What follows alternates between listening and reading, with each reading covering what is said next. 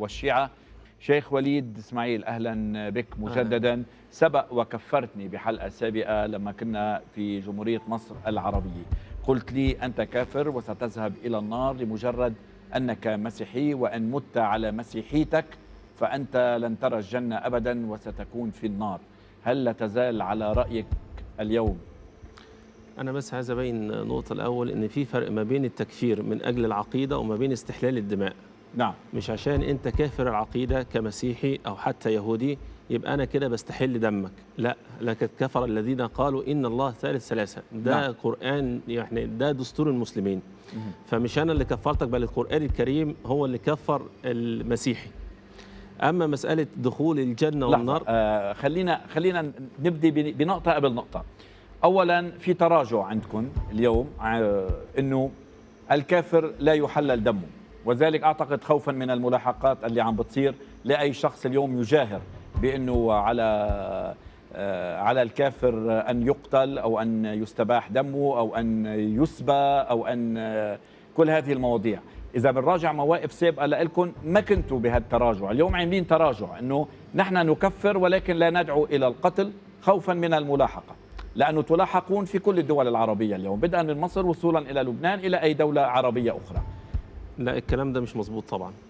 لأن مش مظبوط. لا، مش مظبوط طبعا خالص. طيب رح شوف أنا وياك صورة وردت بالتقرير، هي لمجموعة داعش التي أعدمت الأقباط على شاطئ ليبيا. تتذكر جيدا هذه الصورة على ما أظن. لا، طب خلينا نكمل لا، سؤال. الفكرة الأول. تتذكر جيدا هذه الصورة. نعم. هل من أعدم هؤلاء الأقباط هم كفار؟ خليني بس جاوبني على سؤالي. لا جاوبني على سؤالي بالأول. خلينا نبدأ من هاي النقطة. خلينا أجاوب بس. هل تعتبر من أعدم هؤلاء الأقباط هم كفار؟ لا، خلينا أجاوب على السؤال الأول. جاوبني على سؤالي ونروح لعندك. أجاوب بس على السؤال الأول. طيب تفضل. أجاوب على السؤال الأول. اولا حضرتك انت حطيت قاعده دي مش موجوده عندنا، اللي هي مساله ان هو طالما هو كافر يبقى مستحل الدم. دي مش موجوده عندنا خالص.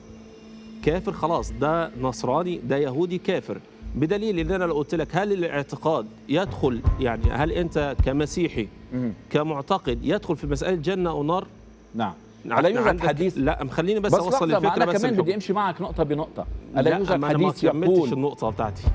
أنا ما كملتش النقطة. أمرت أن تقاتل الناس حتى يقولون لا إله إلا الله. أكمل بس النقطة. ما في كمل حواري معك، بدك تكمل نقطتك. ما حضرتك أصل أنت عايز تاخدني في لأنه عندنا وقت محدد بدنا نلتزم فيه. إذا بدنا نروح بشرح مفصل. لا أنا مش أنا عاوز إجابات.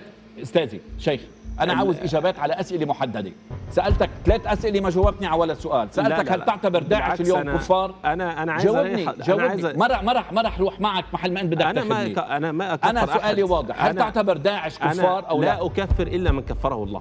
يعني داعش كافر أو مش كافر؟ أنا بقول لحضرتك أنا لا أكفر إلا من كفره الله. يعني من يقتل الناس اليوم، يقتل الناس اليوم بهذا الشكل لا تكفره؟ أصلا القتل لا يدخل في مسألة الكفر والإيمان. نعم. القتل لا يدخل في داعش بالنسبة لك كفار سيذهبون إلى الجنة أو النار. حضرتك أنا أتبنى قول الأزهر الشريف لو عندما سئل عن داعش قال أن لا نكفر مسلم. لا يكفر. مش معنى القتل إن هو مسألة دخول في الكفر والإيمان.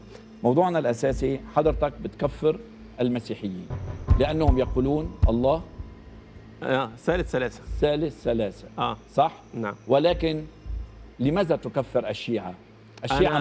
الشيعة هم مسلمون مثلك مثلهم. أولا أنا برضو ما كفرتش الشيعة على فكرة. شو بتقول عنهم؟ أنا بقول مسلمين ولكن عندهم أخطاء كثيرة، وكل كتاباتي كده.